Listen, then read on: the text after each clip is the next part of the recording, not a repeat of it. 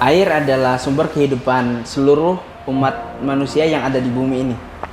Akan tetapi, hadirnya air kadang dapat membuat tidak nyaman untuk semua orang. Seperti saat ini, contohnya saat curah hujan lagi tinggi-tingginya, terkadang kita tidak bisa memungkiri bahwasanya hunian, baik itu hunian kecil maupun besar, pasti akan terjadi yang namanya kebocoran. Nah, hal ini yang dapat menyebabkan ketidaknyamanan untuk semua orang yang ada di bumi ini. Nah, karena itu kita sudah kehadiran Bapak Dev yang akan sharing-sharing dengan kita nih tentang problema kebocoran dan juga bagaimana solusinya.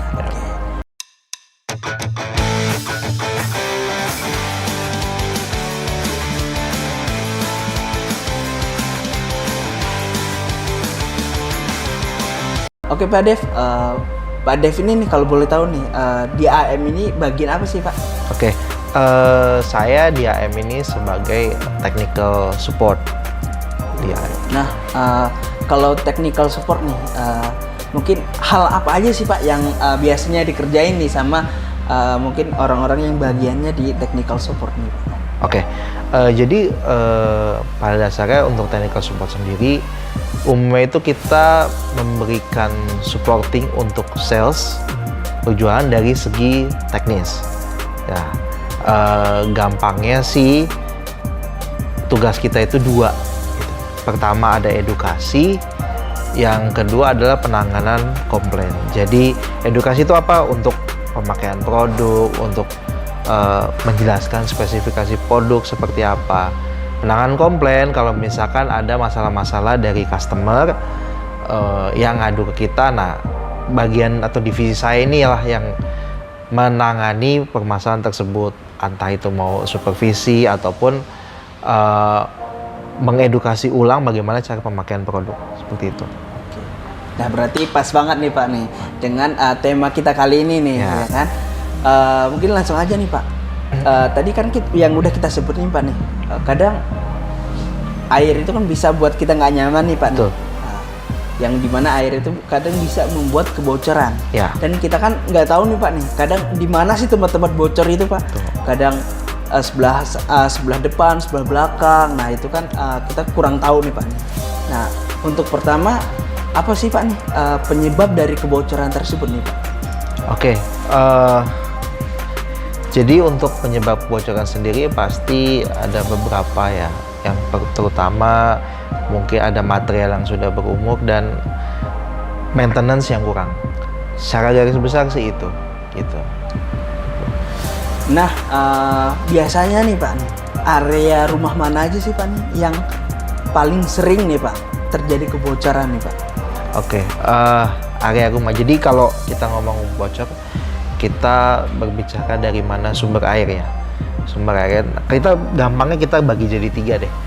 Dari atas, kemudian dari samping, dan dari bawah. Nah, kita bahas dulu nih, kita mulai bahas dari atas. Nah, kalau atas itu berarti kita bahas seputar genteng ya. Genteng itu ada beberapa komponen yang biasanya bocor. Yang pertama itu kita biasanya nyebutnya karpusan atau mungkin banyak orang taunya nok. Nah, untuk ini biasanya terjadi keretakan di bagian ini. Nah, kita maintenance-nya dengan kita perbaikin keretakan tersebut dan kita cat waterproofing ulang. Kemudian pemilihan material genteng juga penting. Jangan sampai material genteng yang kita pilih itu kalau bergeser sedikit bisa membuka celah supaya air bisa masuk dan tembus ke bawah. Kemudian juga kalau kita bisa lihat di sini ada area talang. Area talang ini juga kalau biasanya dia akan bocor kalau banyak sampah. Jadi mungkin di area rumahnya banyak pohon, daun. Nah, biasa itu bisa menyebabkan kebocoran. Atau bisa juga kalau dia dari adukan beton gitu, dia retak.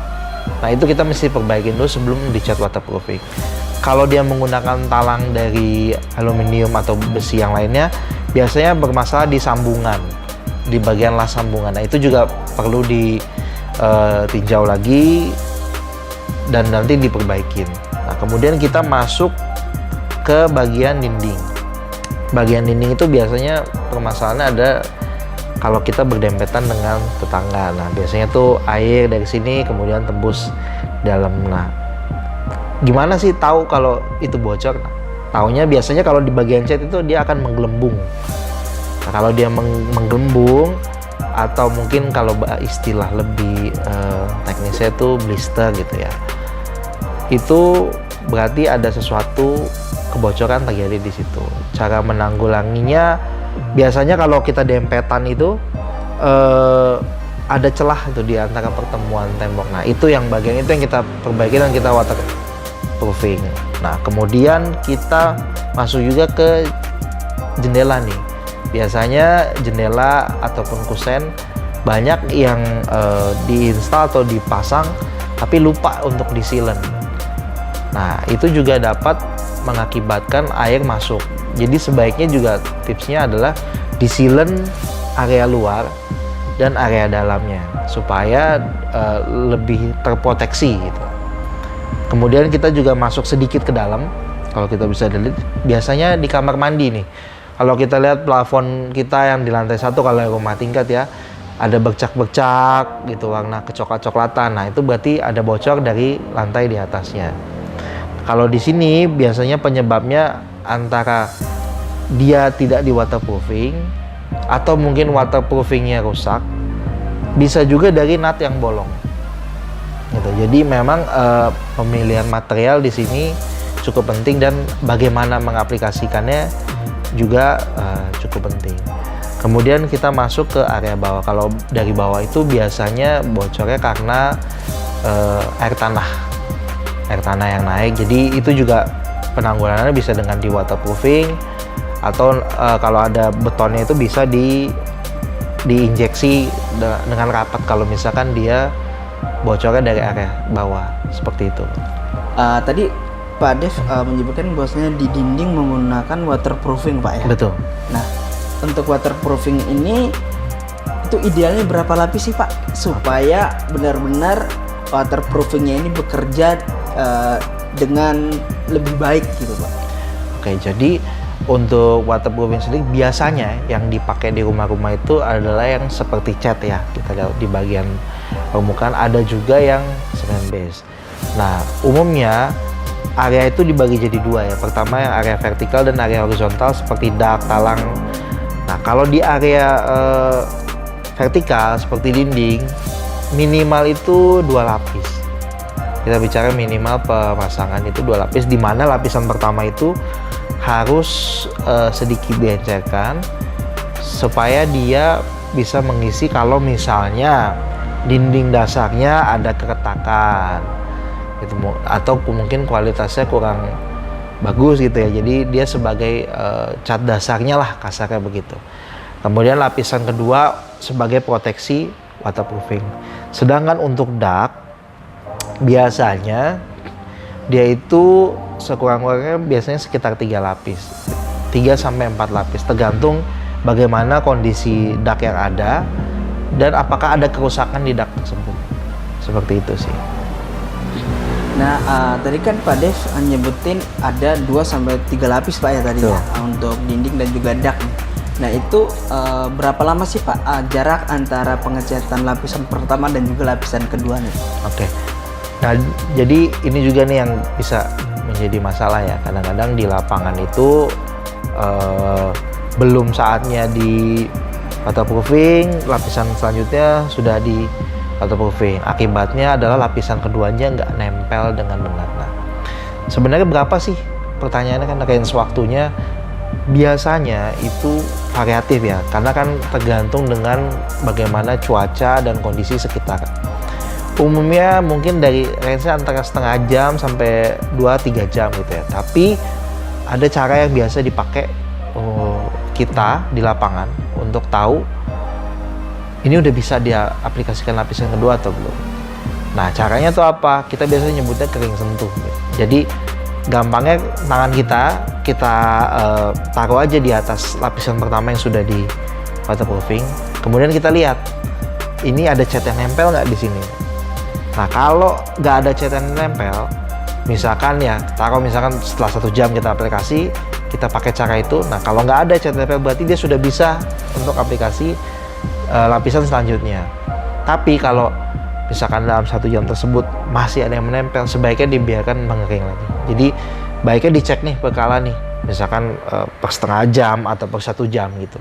Pada proses ini juga sebaiknya diperhatikan juga ya. Jadi jangan satu area kita tes ternyata yang sebelah sana belum kering secara merata. Jadi sebaiknya di beberapa tempat gitu sih. Jadi harus menyeluruh. Betul, betul.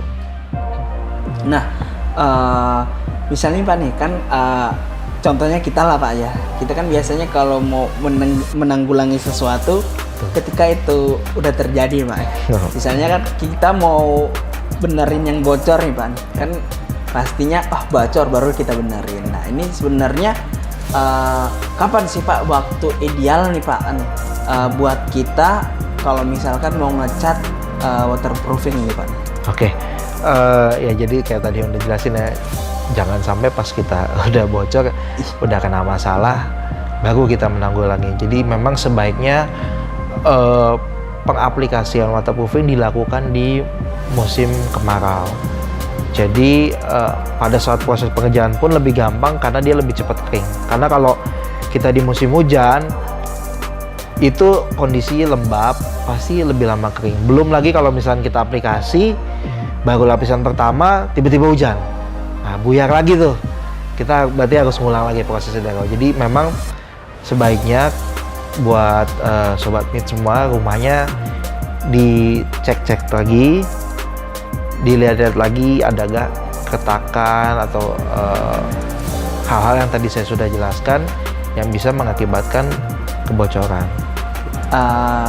Mungkin kita pernah dengar nih Pak nih, katanya kalau misalkan nih kita mau ngecat itu harus vertikal sama horizontal nih Pak nih. Nah, menurut Pak Dev sendiri gimana nih Pak? Oke, jadi pertama kita masuk ke tujuannya dulu ya. Kenapa dia harus vertikal dan horizontal? Jadi pada saat kita aplikasikan cat, misalkan satu arah nih, kita anggaplah kita vertikal gitu ya, ada kemungkinan kuas ataupun roll itu bagian bulunya itu akan menggumpal, sehingga pada saat kita cat area dindingnya itu mungkin nggak secara merata tertutup gitu, atau mungkin ada bagian yang lebih tebal, ada bagian yang lebih tipis gitu. Itu kan mengakibatkan hasil yang nggak konsisten gitu. Nah, kenapa kita dua arah? Jadi arah satunya itu vertikal dan horizontal itu akan saling mengoreksi gitu. Jadi misalkan kita cat arah vertikal gitu ya, nanti bagian-bagian yang tidak tertutup akan tertutup pada saat kita aplikasikan dengan cara horizontal. Nah, tapi kan pertanyaannya bisa nggak aplikasikan dua dari dua sudut itu? Nah, di dinding pasti hanya bisa satu, karena kalau di dinding kan kita susah ya kalau mau aplikasi secara horizontal. Tapi itu nggak masalah. Kenapa? Karena dinding itu tidak menahan air, dia hanya mengalirkan air. Tapi kalau untuk dak, talang, area-area yang horizontal itu harus diaplikasikan dari dua arah tersebut, seperti itu. Nah, itu dia teman-teman ya Sobat Mit semua, tadi yang sudah dijelasin sama Pak Dev nih tentang titik mana aja sih yang paling sering bocor nih. Kemudian apa yang harus kita lakukan nih kalau misalkan titik-titik tersebut memang bocor. Nah, kemudian yang harus diingat nih, gitu. Biasanya nih kita nih, contohnya saya sendiri lah ya. Biasanya kita itu kalau mau benerin sesuatu tunggu rusak dulu tuh. Tuh kata Pak Dev tadi, sebaiknya kita periksa dulu. Betul. Karena kata Pak Dev tadi untuk pengecetan pun harusnya lebih baiknya Pak ya, itu saat di musim kemarau Pak ya, seperti itu.